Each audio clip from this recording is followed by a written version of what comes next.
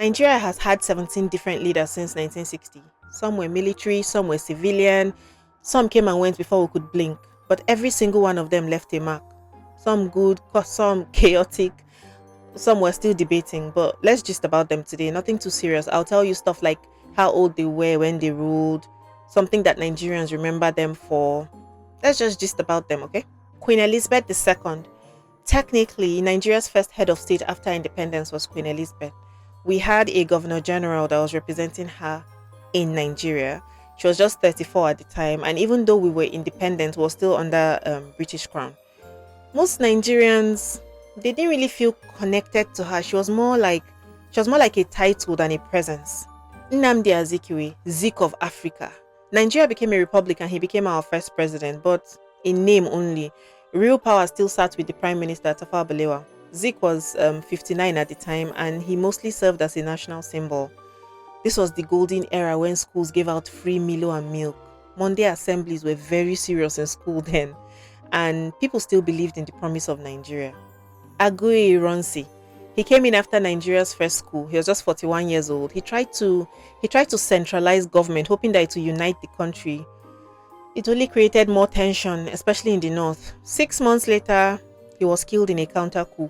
It was a violent and very uncertain time. Many Nigerians, they started to feel like this independence had come with more chaos than freedom. Yakubu Gowon. At just 31, Gowon became Nigeria's youngest leader. He led the country through the civil war, and afterwards he tried to bring unity with that famous phrase, "No victor, no vanquished." It sounded nice, but rebuilding was slow. Still, this was the oil boom era. Money was flowing, but there was no structure. People started saying things like money misroad because it just felt wasteful how much money was being thrown around in that era. Murtala Mohammed. So Murtala came in with fire. He was 36 and Nigerians instantly liked him. He started cleaning house immediately, sacking corrupt officials, introducing reforms, shaking up the system. But before he could finish anything, he was assassinated in traffic. His death was a shock. During this period, everybody had a small transistor radio, if you remember it. His voice was everywhere on the radio then. Olusegun Obasanjo. When Murtala died, Obasanjo took over at 39. He's remembered as the soldier who actually stepped aside when it was time. He organized elections and he handed over to a civilian government in 1979. It was during his era that the plan to move Nigeria's capital from Lagos to Abuja started. This was also the era when Peugeot 504 was the in car. Every man wanted one, or every man was saving towards buying one. Shehu Shagari. So this was Nigeria's first elected president. He was 54. He came in with a lot of hope. His first term wasn't bad, but by the second term, things started falling apart. Corruption, inflation, eventually another coup. But this was the time when there was UPE, Universal Primary Education, exercise books, free school bags, school lunches. It felt like the government cared. Even though the country was crumbling, it felt like the government cared. Muhammadu Buhari. So this was Buhari's first time in power. He was 41 and he came in like a headmaster. War against indiscipline, public floggings, queues for everything. People were scared. You couldn't chew gum anyhow. You can't speak too loud in public offices. Traders were jailed. It was discipline by force. But a lot of Nigerians, especially like the older generation, they still defend him. They still defend this era till today. Ibrahim Babangida. Babangida, he was 44 when he took over. Smooth talker. Nigerians called him Maradona because of how he dribbled us. He brought in structural adjustments and that thing choked everybody.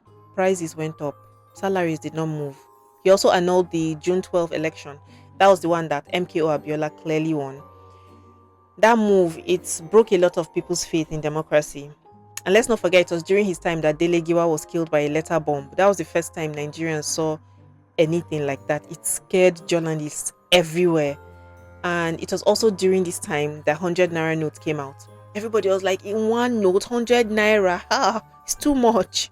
Ernest Shonekan. Poor Shonekan. He came in as interim president after Babangida stepped down. But the whole country knew that he didn't really have power. He was 57 years old.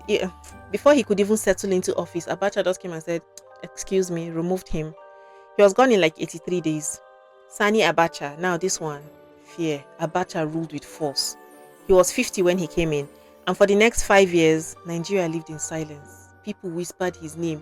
Don't talk politics in public. Oh. Journalists disappeared. Activists were jailed. Ken Saro-Wiwa and the 8 others, they were executed. But the thing is, he actually fixed some roads and refineries. So Nigerians were confused, like, okay, there's development, but dictatorship. Abdusalami Abubakar. When Abacha died suddenly in 1998, Abdusalami stepped in. He was 56, quiet man. He didn't waste time. Within a year, he organized elections, handed power over. He also gave us the 1999 constitution. Most people respected him because he didn't try to hold on to power. Olusegun Obasanjo, yes, he came back, but this time came back as a civilian. He was 62. His government brought in the GSM. If you had a phone back then, big man. He also paid off Nigeria's debt. He created EFCC, ICPC, but by his second term, things got messy. He tried to change the constitution to stay for a third term. Nigerians said no loudly. This was the MTN starter pack era. Nokia 3310, ringtones, flashing instead of calling. Umaru Musa Yar'Adua. Yar'Adua was 55 and he came in with such a calm energy. He talked about rule of law, due process, and he actually admitted that the election that brought him in wasn't perfect. That humility, it won people over.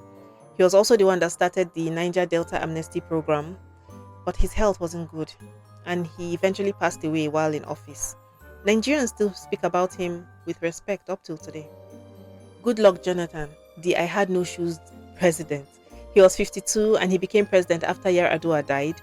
The man rose fast, deputy governor to president in a few short years. He brought peace to some sectors, but Boko Haram exploded during his time. Chibok girls were kidnapped. His attempt to remove fuel subsidy sparked mass protests.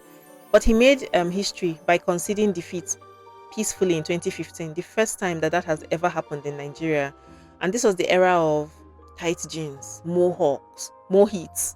Don Jazzy shouting, "Is Don Jazzy again?" every 5 seconds on the radio. Muhammadu Buhari, yes, again. He came back as a civilian president at 72. He promised change. And at first, people were very hopeful. But by his second term, Nigerians were tired. Fuel scarcity, insecurity, Naira redesign, Wahala left, Wahala right. Then SARS happened. That protest shook the entire country. People were angry. Everybody was just so heartbroken over the Lekki toll gate incident. And it was also during his time that Gala went from 30 Naira to 100 Naira. Naira kept falling. Everything was just expensive. Hard times. Unfortunately, that's how most people remember him. Bola Ahmed Tinubu. He came in at 71. Nigerians have been shouting since he came in because, like, the same day that he was sworn in, he removed fuel subsidy. People were stunned. The economy has been doing backflips and nobody really knows where we're going yet. This one is still present. So let me revisit this topic in a few years.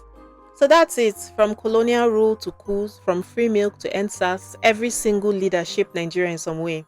Some left us inspired, some left us traumatized, some left us confused. Which one do you think did the worst? And who do you think was the best? Who do you think did the most damage to this country?